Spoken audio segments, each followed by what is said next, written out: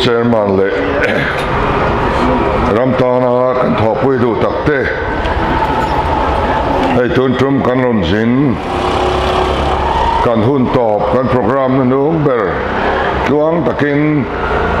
pathian in min hruai thlenga elai buna kan thu cha kente ngai thaho thei tura kanom mi kan lom le a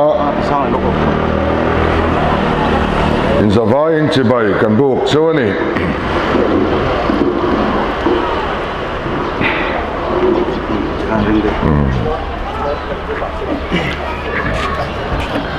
kan fiarang in nakuma in thanpui kan lo nei le don ta pa ti sang din mun te po kan han thir kwal hi thawme Congress Party atangin hantran ila hey Congress Party India Ram Zalen na sual chuak tu party ro pui tak mai kumtam tak chung India Rama ro rel to ania amaro chu an hun alo herliam ve tan ta Mizoram te po Mizorian Party kan nei thina tuna chuan soitur om tolova hunin a herliam pui ani chutian chuan Congress Party po hunin a herliam pui ve tari niin alanga mania Punjab Ramin thanna khan an rural state om chun te zingami Punjab chu an lo hlo le ta in thana piang in atlaniam zong in an kal zela tin UP po anin thanga mani loka UP hi India Ramdar thlang ni ve na chinauma chan chu Lok Sabha MP ringot po somsari pariat an neya MLA phei chu zalile pathum an nei ni chuta chuan Congress Party chuan MLA pani chau an thlang tling ta independent po an zat talo ani an hruai tu lok pui puin an chuasan mek reng boka chuwangin India rampum kan han thlir hian engtika nge Congress hi kai thoin om leang ti hi soi phak ani talova Mizoram po sang ni sompariat kanin than lai khan an ro rel lai an sarkar lai kha ania khati lai phei ka chuan bial somlia bial somthum pali an chaka bial ruk chau kha Congress ni lo MLA tlinna ania khati khopa an chak wang lai khan kanin thanga bial somni le pakwa an hlova bial nga an hum thei ram ani chuwangin ruling party an han tlak apo hian tun truma an tlak dan khachu an tlak na kha asang le zual viavin a fiat ani tin sang hi so parial le tun in kara in than om to zong zonga hian apathum na an ni chho te sela Serchi bial by election a phei ka chuan an da kham an lo chan ta ani kan fiarang in serchi bial hi Congress bial rang kachak an chief minister bial hlun ningar ngar ania chuta po an da kham an chan to chuan tu ka da hian an ta na bial him han ko tur hi awang ta hle ani Congress Party hi ar thatalo po ni lova amaro su Bible in kimtan hun ruat awmatiangin hunin a herliam pui veri ta ni in alanga herama hian rei tak pathianin kan chungaro rel tuata na min pek ania thei tom chuen kan ram tan po thil tha tam tak min nut sia ani tin an mabak te po la chun le zom le zel thlak tam tak awm ti kan fia chung ta chu chun zom zel kan du ani amaro chu he party atanga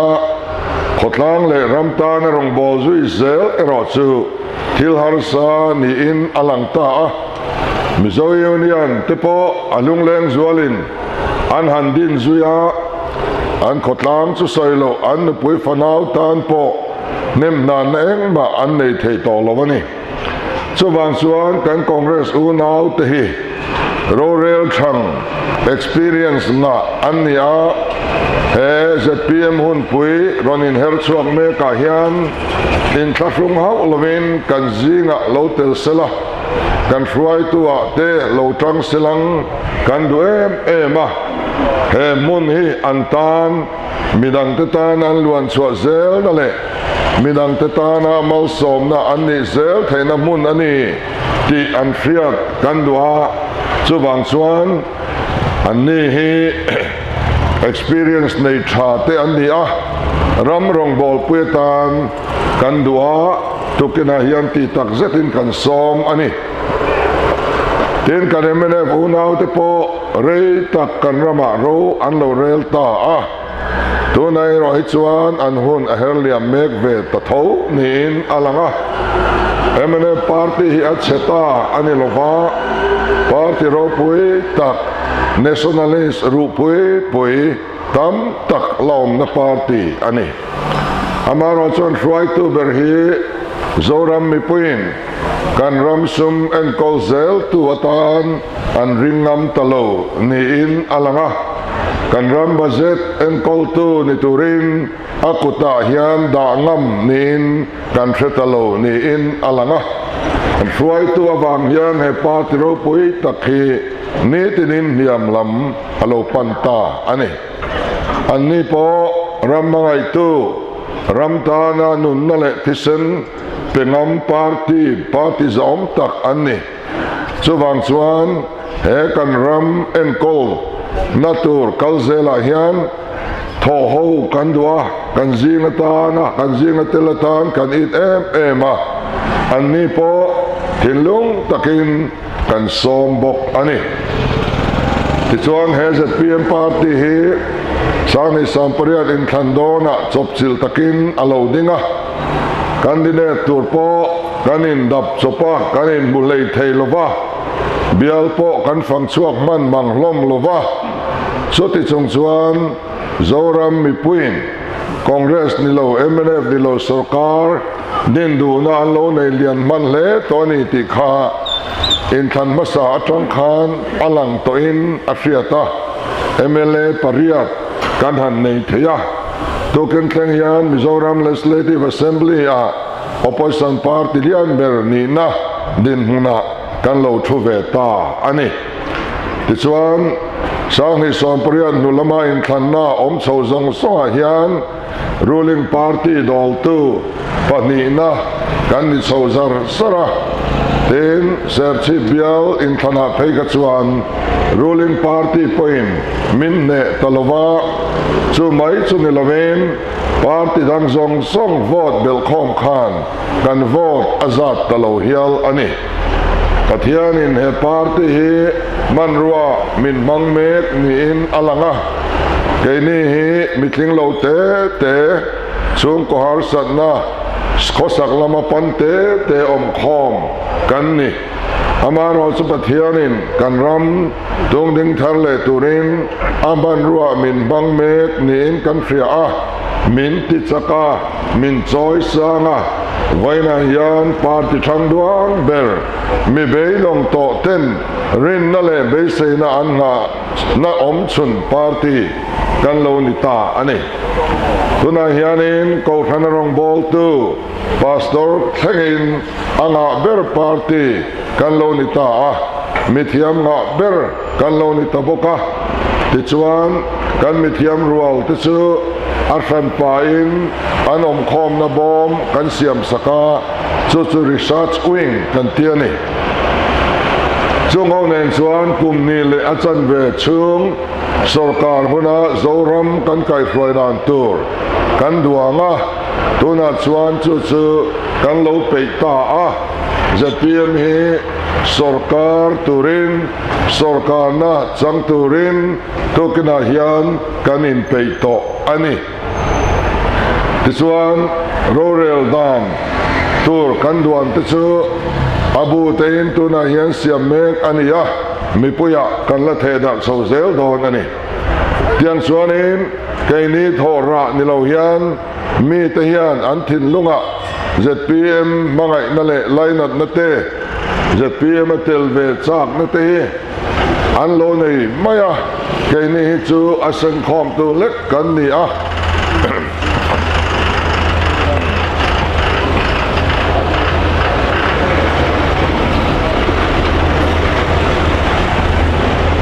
helai mun bethela po hei kan ni try tu te thonem ngai na zara le pathian in miri ru na atho na zara member thar somli le pakhat to ke na hian kan nei le ta a kan lo em a heng member thar te hi e kalphung thar ni pui sarkar rinom tak le tai mataka til lo thling tura kan tho pui atan lom takin kan lom lut ani e ole ram kan kai ruai dan tur hi sarkar kalphung athar dan tur party sarkar nuai bo ania mi pui sarkar alodin dan tur hi point somthum kan siama chu 30 point vision kan ti ani to kana hian chung point somethum te chu kan lu chil man don lova chung zinga chuan kan ngai poi bo ber chu sarkar thar hello lo piang tu rahian pathian telve na tlak sarkar kan din lowang ti kan hlau ber ani Bible a chuan leilung le chunga tilom zong song ilal pa ta ni ti kan mu a kan mu thei lo zong e setana ta pakhat ma om lo pathian ta vek ani pathian chuan chung en kol na chu keini mi hring ta ko da hian ada ta a kan en kol dan tu ra chuan adu dan le du lo dan Bible a hian apuang chuaka Bible he pathian in puan na pathian amin manes ain manifest na pathian manifesto ani Genesis atranga thupuan inkar zong songa hian pathianin angai poima em chu leilunga alal ram din ani he leilunga pathian ram din hi pathian thil tum ani Genesis atranga thupuan inkara hian van ram soina tlem aom ve a tharau lam soina tlem aom ve a atam ber chu he leilunga kan dam lai kan man turatan ziak ani mizo te hian rau lam kan warem ema khovel nutiang chonzongin ral mai tur he khovel hi kan khwal zindaram kan ti a kan soine pa he Bible tum anilo Bible in atum chu he leilunga pathian ram din chuta akhwale tui ni na nei tu te an thi huna van ram ako mu ani amasa in pathian ram leilunga din hi atum phot ani tichuan eden huana pathianin alal ram choron din ta bo chiat na wangin chu ti chiatin alo om ma sen pathianin a khowela yan lo ram kadin lo mai tiang ati chuang lo isuan ram nei athul thei lo eden par moi chul nu ti vulle turin khovel chandam tu alo piang ta chu pathian mi hringa lo chang lali suat chuan atum ber chu leya pathian ram din ani le ta ani tichuan anma ni khwa nazareta sarmon masaber avasoita hemituma lali su sarmon masaber hi kan theology an tichuan nazaret manifesto anti-thin ani chuta chuan tharau lam chungchang avasoi lova van ram chungchang po avasoi hek lova leilunga kan man dan tur mi hring te om dan tur avasoi ni riang vai te na chan chin thafil saltang te chwatir ti du da tuar te chan chwa chu avasoi ni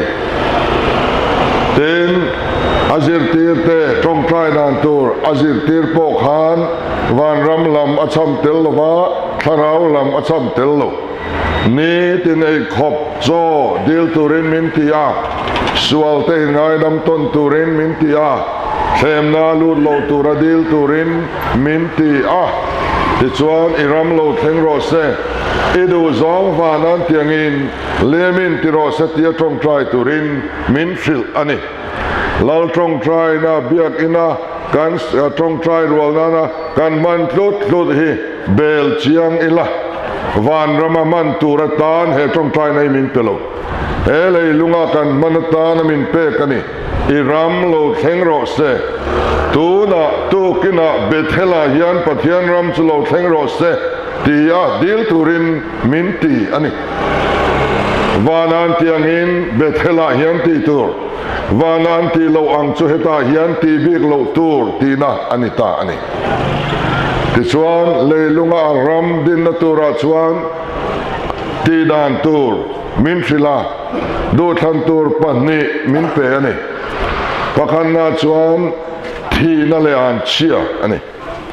apakhan le chu nun na le malsom na ani aeng zok emaw chu kan thlan angai ta ni thlan dik chuan malsom na tam tak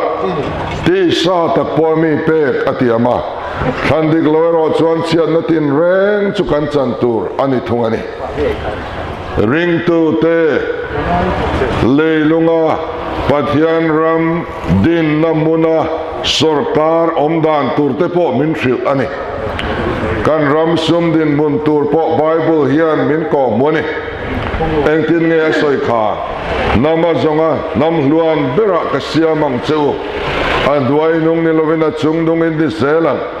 a mei ni lovin alu in ni zelang nam tam tak in puk tiranga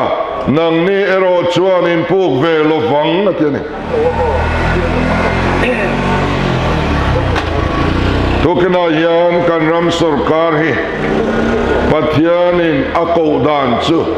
nam tam tak puk tir tu ni turin ako puk turin min ko puk tu ni turin ko kan nilo amai ro chu kan ram sarkar le bat tam ziate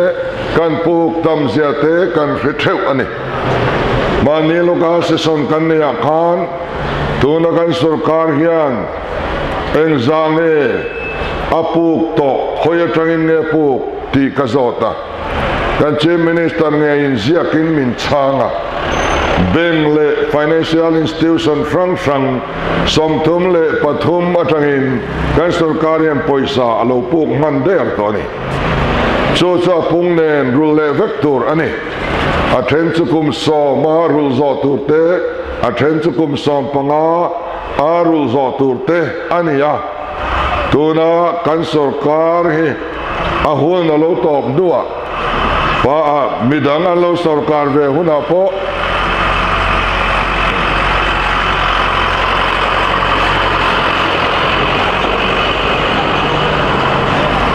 tuna kan sarkar hian sarkar local zel turtan puritam tak anuchya leibatam tak rul tur anuchya mek ani hi ram ro rel nangin adiklo kantia politik angin athalo kantia kan soi sela chu mai chone lova Bible akal ani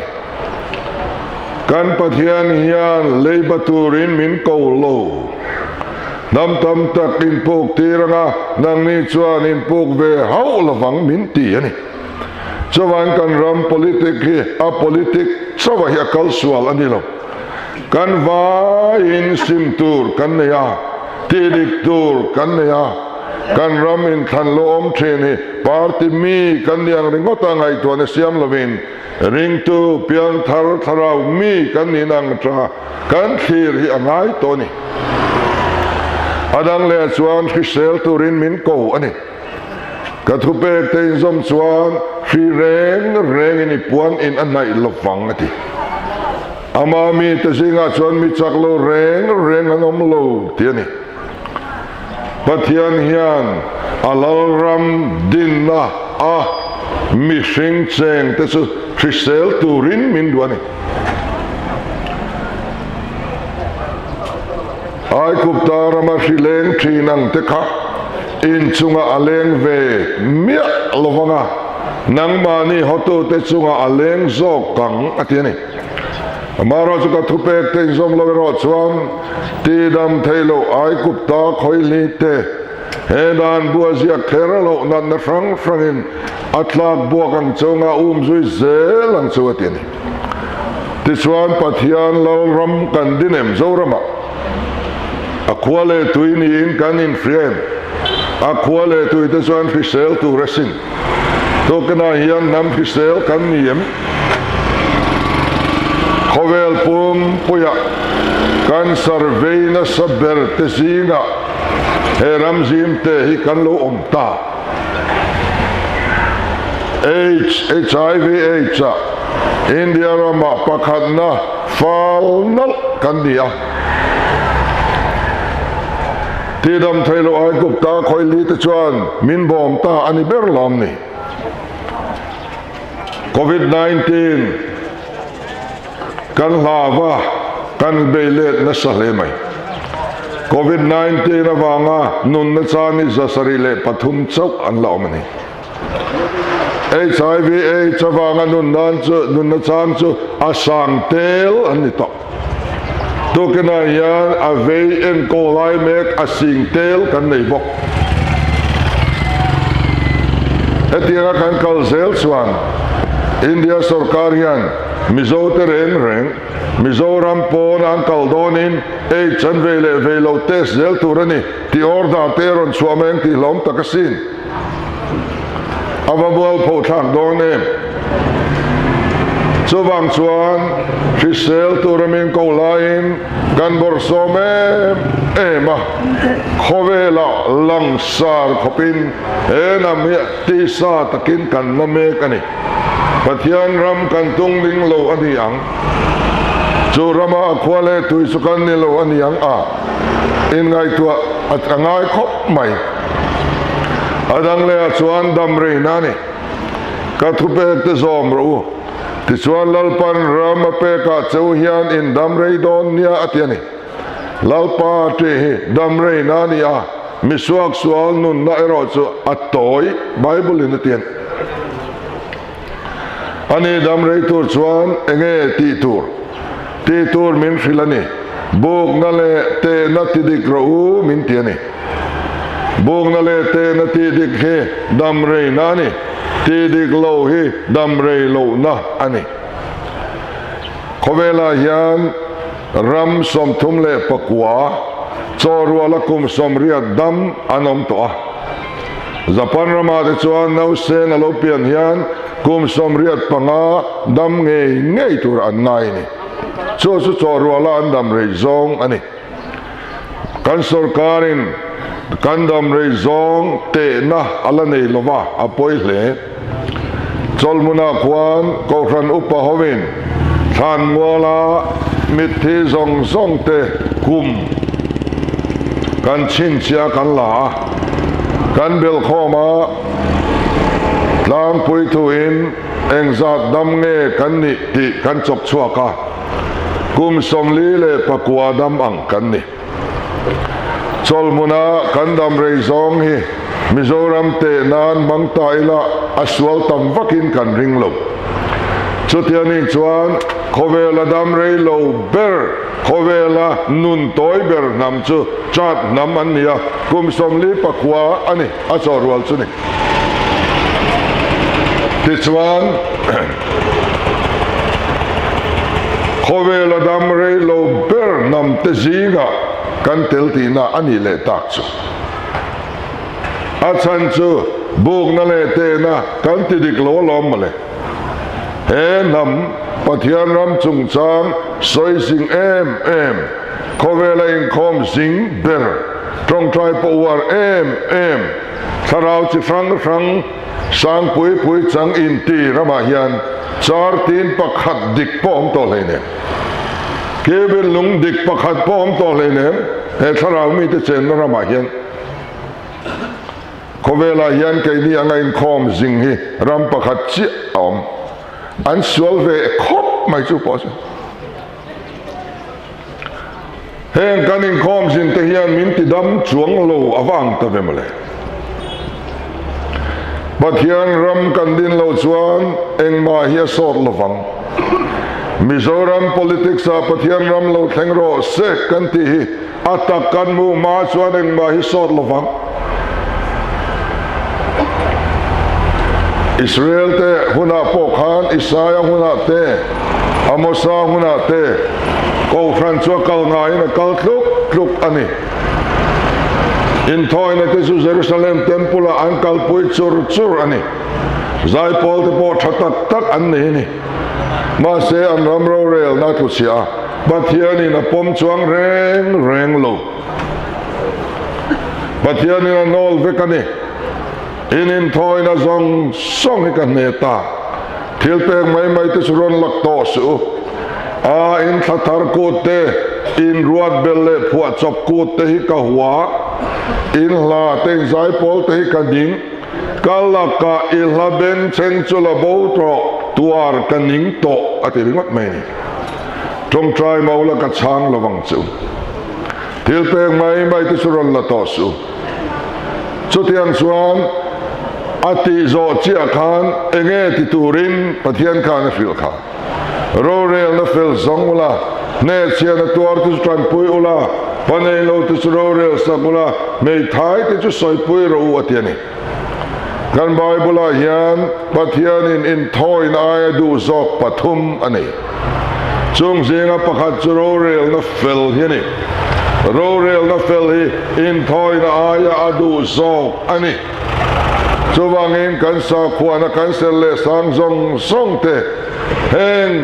true la hianin so aya Pathianin adu le angai poimo zok so rorel na fil rorel na dik hiani tlat ani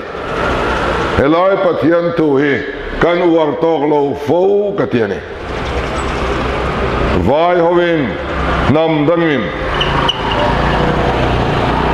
van ram kai lo tura kan ngai ten Mizote turbo fai anon pur chova FCI go down thlengin anon thlena akim bia in anon thlen theisin an ni chuan pian thar hovin kadan pur ve akim thei reng lo ate da wet bridge te chu department te hian an nei ve thina an hol se zung mai hausa ka housing to White Bridge department in Encol White Bridge Indo lo in a ruk na dal 20 diktakate Indo lo in hol sa Luisel privatize ro mimalin ay zonan mangrose ti hikaw na rito antidu mialo hotin retailer 10 adik lovin kuda matringin bu fai Allah manikwa alera lo te dik ngot thei anito lo Chutiang chu kan nia petrol kan pol dala diesel kan soi sa gas kan soi sa bu ban fire bu pui kan tela he ram hi adik to lo ni chung kwa chom kan tum dan he Pathian mal som tlak lo e zonna kan war le mai abek takin buk na le te dik na he rama hian motor adik am tolova damrei chi kan nilova than muala pawalai than atam tuala mei thai kan pung tuala fashra kan tam tuala nut thoi phei chu mamo ai tam kan nei to ni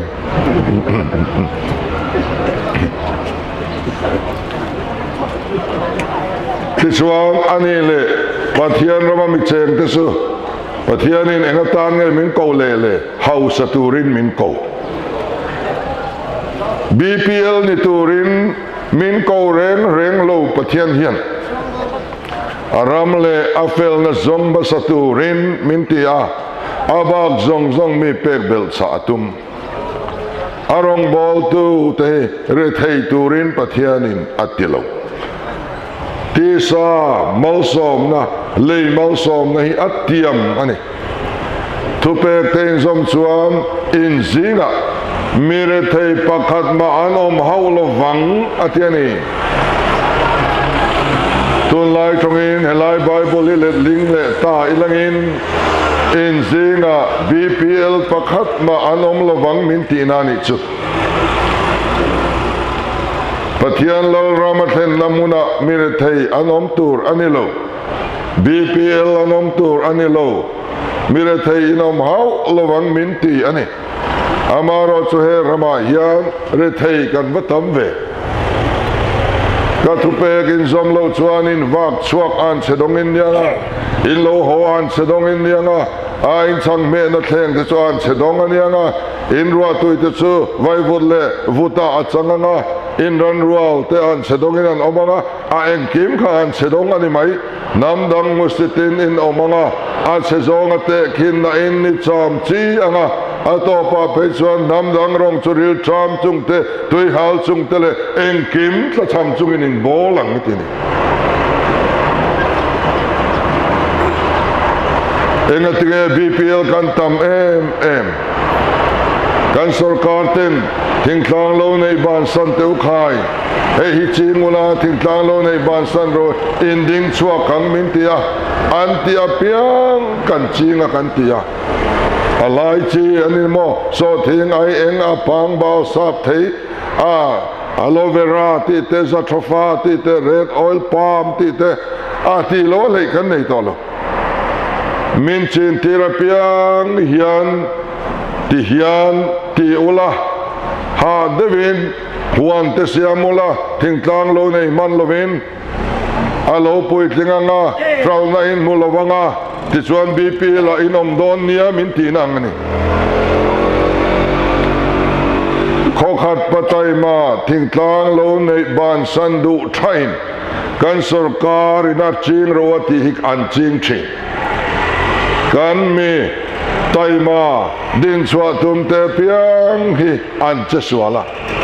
kan kut adur thlona kan than afar thlona kan kong akham thlona he rami taima po omzenei lo na rama kan swata manzana mual koya kan kala mual koi min thang zia le ngalanti til chin tur lom re re gen mual koi thana kan trang thei ko pan tia kawashia tharchu theite an lo chin ti treu mai ni ara thaem ka te akuria na kur tok mange dowanga enti ma se khal na om reng reng lo ara tampo le lung chiat thak ani mai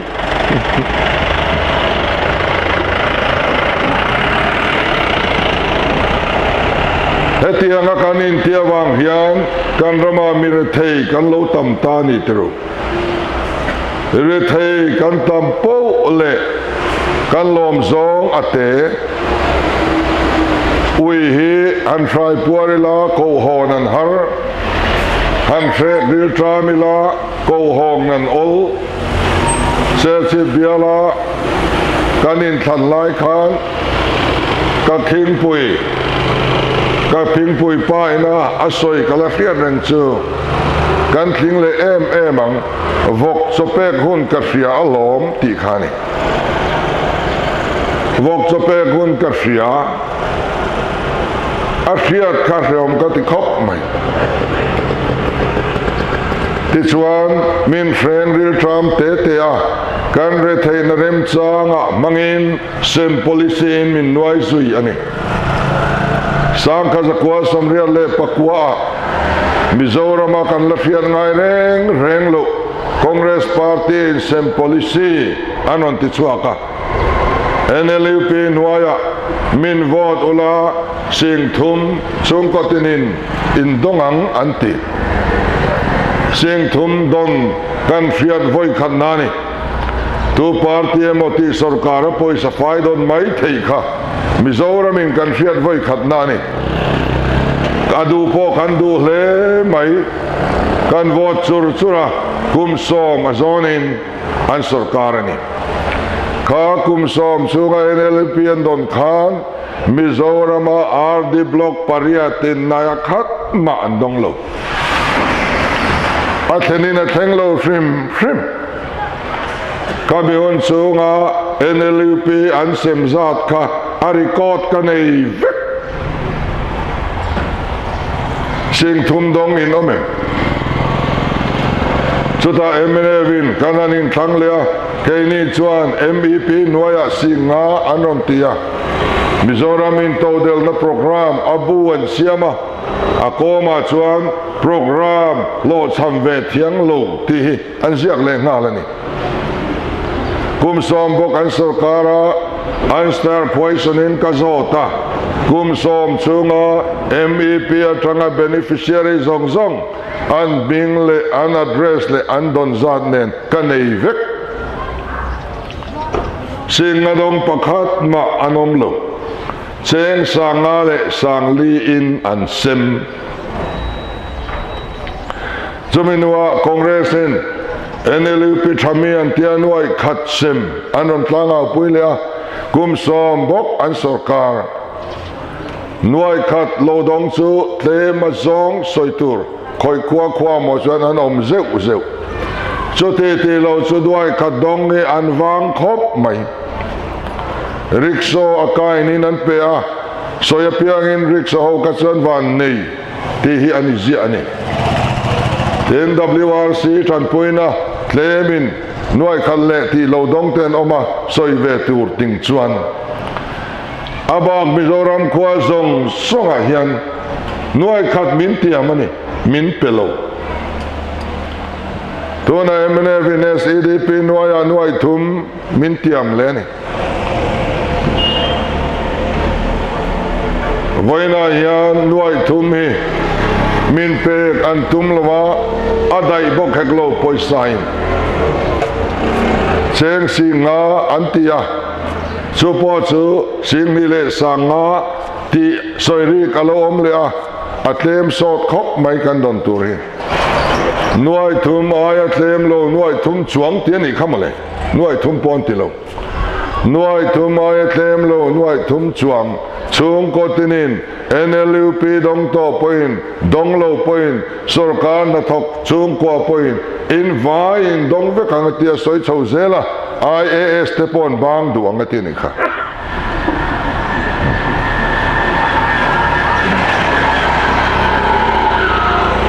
khatin cheng sang li kan don tirang chewanga thai ching te tan khatin sang li kan don tirang chewanga sarkar na tok te naw MR ang in ni mai don ani mosia nuin lo ne ya mosia au mang kha in ni don ani min tiani kha heng party pani hian dor bung ruang le ka hian min ngaya in thana piang in min lilam thin a chang wai zo ka piang kha kan vote ling zia ve bok ani hey Bible zitina kal ani ya ko ran poi ran du lo ani thu chua te pon siam to ni don ri ngot he sem ri ngot he Bible zitina kal ani kan tharau nun ati piang sual zo to thorim tai ma hey pathian thu ani pathianin aman ruwa than tu tereng reng mi tai ma zel thang an na thok lai te ni ko thin ni ti chuan an ti thin dan hi kan chhehvel em to an tram top dona a virtok lekin first installment tlem te chupo chubi tlem te an sem thin ni chuan ti dan kum khwa ni voina yan min bum tungai ten min bum jinglu tuk to har ahun to ni inoi lo chuan in bial tu pa de na yan zukal ula kapu inwai khat min lo puk tir lokte SEDP nuai thum ka don huna nuai thumin ka rulang cha zuk te ulangin aphal te ulo adu te ulo chuan anti tak lo tur zia zo ti chiang hle ni lom ni an block president kha anti ro noi khat pu kan dil ro noi thumarul turin adu mi alovang Bethelan unit president po yan adu karing lo re chu ni chu tiang mai chuan kanin en kol ani chu wangin kan rama hian in boom na te ni tolowa rorel na dik thatat alo pian hi hei kan tum tur ani kan ram hi vei angai ni tuna hian politika har thar na kan timaya mi pui hian kan ram hi kan vei ta em maya neutral te lei kan ram vei tu an ni ta in ka fia kan session te hi tun mai kan ngai sak vak lova tuna chuan mi zong in assembly session te hi kan ngai ven ta em mai ti hi achiang ani chutiang ani awang chuan han holding policy te kan ti a keini chuan kan sarkar huna thai thar kan leyang kan ti a ret kan puanga khatiang anga leidu anom lo piang khan to man ka leidu lo an ti chuan le malek ro hodai ro lo ti selang chu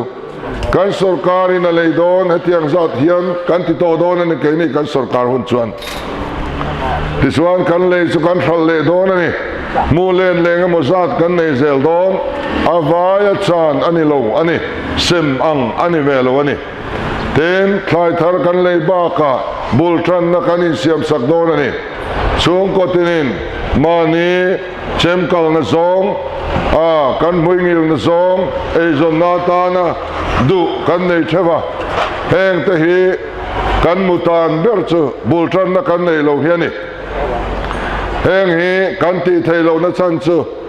bultran na kan nei lo wang ade kan thalai te po tuna yanin skill development ate entrepreneurship ate ti tur hi an em to chhehvel tuk vera andak to sikim thalai nengen ti gujarat thalai nenge ante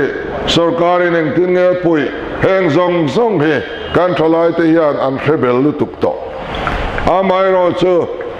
an lo zirsuwa ka thiam na neya nan ti ve dona an har san na bul pui cha bul tran na nei lo hian ni zelani chu wangin chung kwa tu po mi mal tu po a trade du zong a than a project du zong a than kha a fu em din chua na chi ani em ti kan en fianga tin ama kha pui tlak ani em a that pui don em ti kha kan en bokanga chutianga en dik dol zong song te chu bultran na kan pe don ani han holding a tang hian sem mani ve ngot lova in zat sem poni lova kan bultran na ta na kan mamo sumpo ain zat bok hek lo ani kan party alo lu lai dong ve ang ti lam hi ani ve don lova party kan soi don lo project nei tha scheme nei tha trade thangfu an ma ni tran pui tlak ni boxi khang apiang te kha keini chuan abul tran na an mamawang zelin kan pedon ni kum nga chung mi ho zong chu mani ke ding thei tura siam hi kan tum ani ten then kha chuan abek takin kan thalai ten entrepreneurship an kalpui tak don chuan han holding atanga puina abul tran na ringota khan andu tok ani khen lovang loan an mamo bel don ani nuai som nga nuai za ti thleng poin an mamo don ani chu dona hian thalai singa loan hian lai lang chuan o thia sum don na le engemaw entrepreneurship han tran chak ngoi kan thalai singa hian an tam mai abana chu loan an la thei tat lo loan la tur chuan guarantor angai guarantor a sarkar na thok te chau pom anni chu mi dang tan guarantor an lo tang nual to thina ban thei an silova kan thalai te hian guarantor tur an mu zo lova loan an la thei lova an kong hi ping em ani chu mai chone lova congress sarkar khanin guarantora sarkar din oilo na dan asiam bok ani kha dan siam ni khan kan indial na sem mani assembly a khan enga tinge Mizoram vai company an lo chuaka nuai zatel lon an la sarkar hi garantora in trăng thei sia nam dang ta na garantora trăng si mizo ta na in khap tat hi nge om sia tin na sa takin kan India la pathian zara thu nei na kan chan ve bu nom chuan he in dan sia mi kan pai le ang tin kai phei chuan ka soya record ala chuang ve kan ni kan sarkar chuan he dan hi arang thayang berin kan pai don ani a chan chu kan nau ten kan to kan fa ten lon Allah thei lo chuan eng ma an ni don lo le kha thiam tak tak thengin an zira an pasa eng ma tho chwa le na tho tur nei silamin len chwa don anu tene na pocket money deal kha abang don lo chuwang chuan kan thalai ten khoi thak em ma bul kan transak vat hi angai toin kan thria an trade in an project in azir pot chuan miti tlak anni pot chuan loan an mamo huna sarkari garantora kan tang don ani ti chuan sarkar ber garantora kan tran to chuan ben chuan in hau takin olsam takin loan chu apeto mai don ani ole chu tiang ram chu siam kandua hey pathian telve theina sarkar pathian lalram mizoram politics a pathian ram lo thleng ro se ti hi anuk chu ani reng ani chu tiang ani theinan chuan kan ram hi kan vei angai em ani Jerusalem ko voi khat chu atop em maya chu Jerusalem chu siam that du tu vei ngoi tu an lo piang ani chung Jerusalem siam thata ti dam le du tu te chu pathianin chin chia ro tiani an chala chin chia ro emi te siam thale na thok tu tan kati chak don ani kaman ruwa kaduani atianiang Jerusalem le chunga thilte nomti to te wanga thopi ka drop train te chuan chala chin chia ro atitani amaro chu ram vei ve lo anom Jerusalem vei ve mi lo anom heng te chu tun lai dan alom tu man anti thachuang lawang anni polo sarkar silangin engma anni chuang lawang ti thlat siam thana do dal tu pol anomani chung chu pathian do dal tu ten ya wangin pathian in thu ape a line on the nei how lovin that 5 ve grow atiani to kana yan mizoram a pol ni kanomani kan ram siam that du tu mizoram politics a pathian ram lo thleng ro se ti a kumtam taklo wa vai pui tu te pol khat kanom pol khale chuan mizoram siam that ania sarkar tha apiang lau ngoi pol anom kan sarkar thin aya tha tu hemi te hian an ron din mai ang ti lau ngoi pol hian om ZPM hian lo sarkar vai chuan kan sarkar aya tha an ron din anga kan tan chan som to lowang kan chor chuak to lowang ti lau zek ZPM ti chiatum ngar anom ZPM party apian ma atanga soi chiat lo ani president an boyang chief minister an boyang party mi an boyang chutia khatian tia heng zong hi pathian zara kan kalpel to ZPM hi achedon lo pathian in tuna hian kan ram tung ding le turin manrua min mangme ka kan thin lo nang zong hian min poma min ti chak me ka tho pui tur mi pui ril ru po min ne sak me ani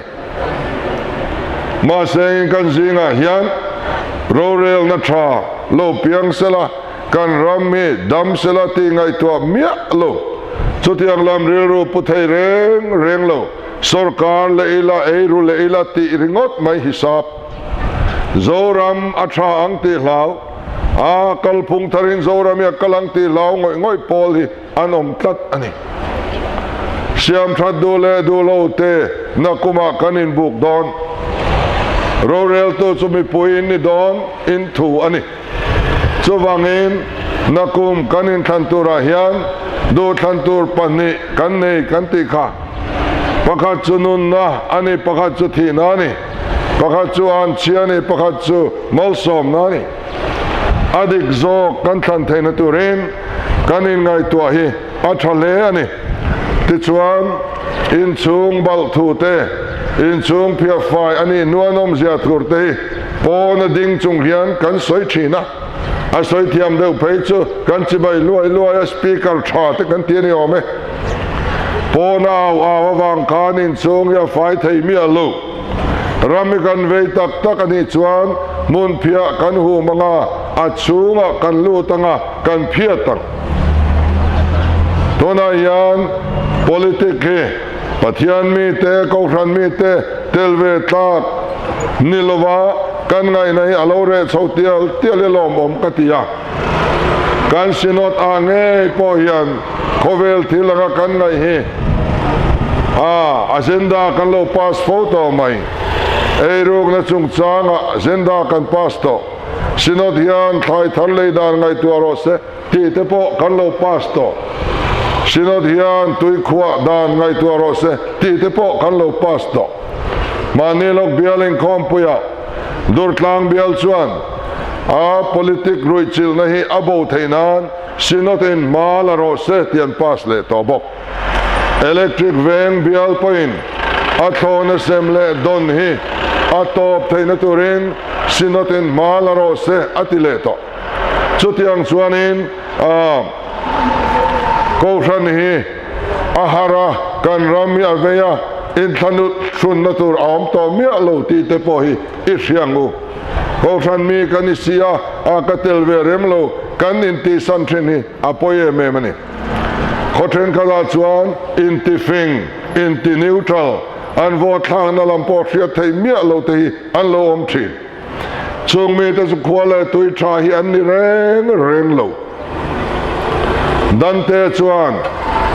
chiale tra chung changa mi anin nialaya ngai dan po soi ve du lova lo ngoi reng te tan hian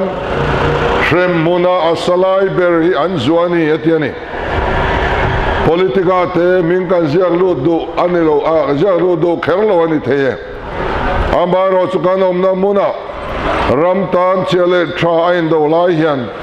tran lam tilang ngam ngai dan soilang ngam amoi tok tala thil thalam kan support zia tilang ngam kan ni hi atu lein ka sia ani chuwangin thotran le in rin kar heta hian pathian ram lo thleng ro sekanti angaya thotran le in rin kara hian pastor ten thunei nan nilo politician te kuta kanom ESEDP don tur kha tuine moron lualan ta chesela pastor ne na visual kola ti ngai na remia lovang thunei na nei lo kan lo trong trai puyang cheti ba kha ti ngai na reng lo ani chung chuan tho tran le in kara hian kan chunga thu an nei ni chuta chuan pathian ramathen hi angai korin thon khat bung ruk thu kha to kana hian ka soi du ani helai pola na ngai poi mo em hi pulpita to ba na la chang than lo hi amak kati eng tin nge soi kha in netin kosakdan rel fel tuatan in ramaro rel tuatan tinani chu ko thana enga ma an ngai lo te chunga hei inda don emni awaza thak om ve atiani kan VC atante kan MLA atante kan minister tur atante ko thana enga ma ngai lo te kuta inda don emni pole hian min tiani chutia in ti chuan awaza thak om ve ati nge ani chuwangin kan ram siam that nai kan zawaya kan ti tur ania mi puitanen hei kan tho chua angaya กันรำโรเรลนะปะเทียนรำมาโลเทนะอดูโซงะโรเรลนะตุนดินอันนี้เจียยันกันดำดอนชุมีอันนี้ฟังชวนินพาร์ตี้ยังดิงอตา politik กันเคลฮีอัตอกโตโลกันปะเทียนทูเนนกันรำตีดำตุมากันเบฮีอ่างไอโตอันนี้ฮีชุมีอาทอพุยตันชวนตัวกินกันทุ่งไอทะซงส่งเตกันซ้อมเจ้านี่อินเทลโลวินเกนินที่ไทยกันเนี่ยnoกันรำเฮียนอามาโมเวกเจ้านี่สว่างนินสวายกันซ้อมเจ้าอาตบเบรกันสอยดูชู ZPM Headquarters Office อาควันนิงานีเปียงอินดาร์ขตากันพาสตอร์ตะไครช่วยนินรำตานจงใจนะกันในชีนั่นนี่จงใจรัวนักการตินกันในชีนั่นนี่อามุนากันจุกเทลเวทให้เคโรโลวันนี้เป็นมานีอมนามุนเทวะเริ่มจางกันในอังอินนิลายทอจันนี้ดาร์ขัดอภิยังเฮียนเฮกันจงใจรัวฮีอินอมมุนาจังอามิโลซอมเวตุรินกันซ้อมบอกเซลอันนี้กันหล่อไหม